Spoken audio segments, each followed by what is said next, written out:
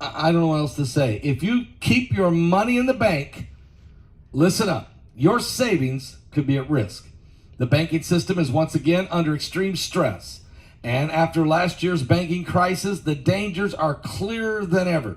Car loans defaulting, credit card debt ballooning, commercial real estate on the brink of collapse. And there aren't just red flags, they are sounds of a financial ticking time bomb. But there is a safe and easy way to protect your financial future with precious metals, gold. Gold is a biblical currency. Gold is outside the government's reach, safe from economic policies that jeopardize your wealth.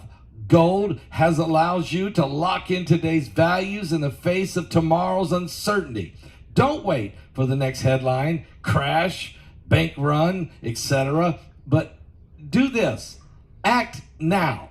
Constant Noble Gold Investments. Today. Safeguard your tomorrow. Go to www.pastorpaulgold.com. That's www.pastorpaulgold.com, or pick up the phone and call them at 877-646-5347. If you roll over that 401k or start up a gold or silver IRA, they'll give you this 1/4 of an ounce gold coin. You know how much gold is right now is high, so 1/4 of an ounce, and they'll give it to you for free. Just go right now to www.pastorpaulgold.com. All right, guys. A United States Army analyst has been apprehended and accused of selling classified military information to a contact in China. Sergeant Corbin Schultz was arrested on Thursday at Fort Campbell in Kentucky following an investigation conducted by the FBI and the U.S. Army counterintelligence. The charges indicate that he received $42,000 in exchange for numerous sensitive security records. Authorities state that the illicit conspiracy commenced in June of 2022 and persisted until his arrest.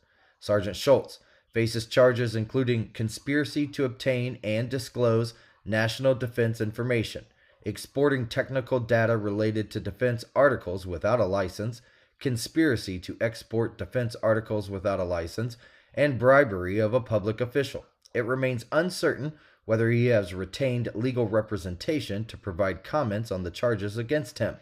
Quote, "The conduct alleged in today's indictment represents a grave betrayal of the oath sworn to defend our country," said Larissa Knapp of the FBI's National Security Branch. Quote, "Instead of safeguarding national defense information, the defendant conspired with a foreign national to sell it, potentially endangering our national security," she said.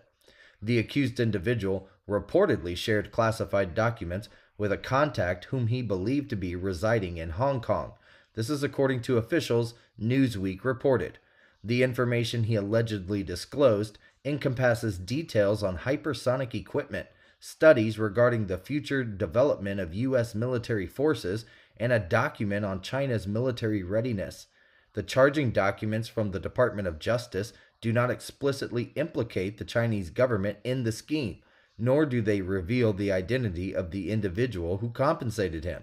The indictment states that he was directed to transmit, quote, "original and exclusive documents" to this contact.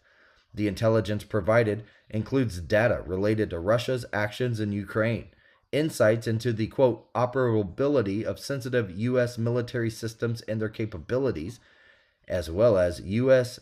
contingency plans concerning Taiwan in the event of an attack.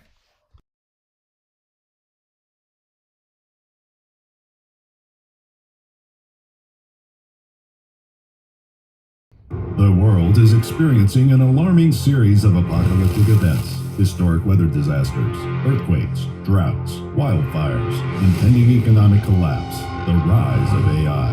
In Revelation 9/11, Pastor Paul Begley and Pulitzer-nominated journalist Troy Anderson investigate if these are the true signs of the end times. Is this the final meeting of current events and prophecy referred to in the Bible? Revelation 9/11. Order it on Amazon, Barnes & Noble, and Target.com.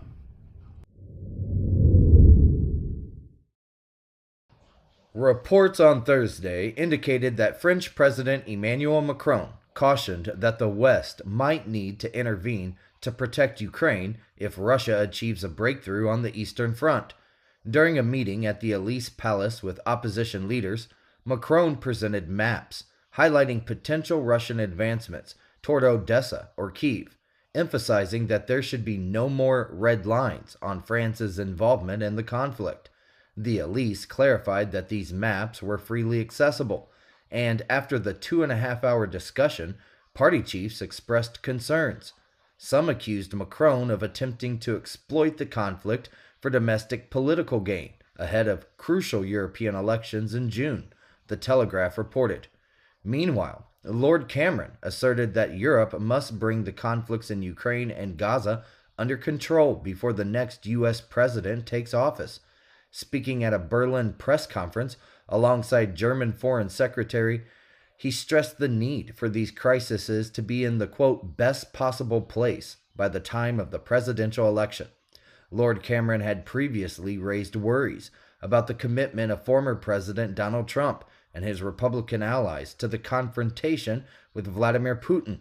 Mr. Macron stirred unease among several European leaders by declining to dismiss the possibility of deploying Western ground troops to Ukraine, citing Russia's increasingly firm stance.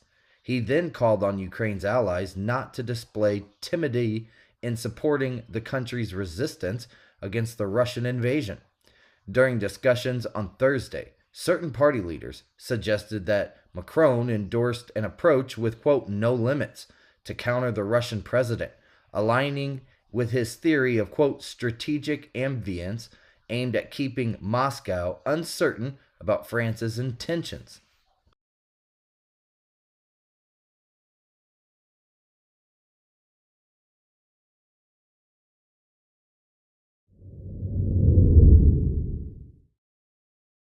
Hannah Gutierrez-Reed, the armorer for the film Rust, was found guilty of involuntary manslaughter in a New Mexico trial on Wednesday.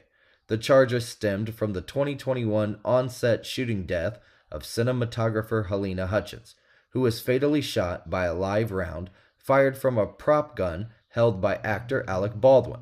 Gutierrez-Reed, responsible for firearm safety and storage on the movie set, was acquitted of a separate charge of evidence tampering.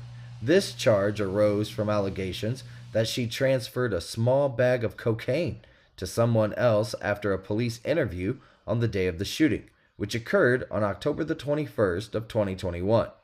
Following nearly 3 hours of deliberation, jurors reached a decision, CNN reported. The 26-year-old, who did not testify in her defense during the trial in Santa Fe, displayed no emotion as the verdict was read and was subsequently taken into custody. The involuntary manslaughter charge carries a potential sentence of up to 18 months in prison and a $5,000 fine. The sentencing date was not immediately set by the judge. Gutierrez-Reed is the first individual to face trial in a case that brought attention to safety standards in the film industry, particularly the violations observed on this specific set. Attorneys representing Helena Hutchins' parents and sister expressed satisfaction with the jury's verdict in a release statement.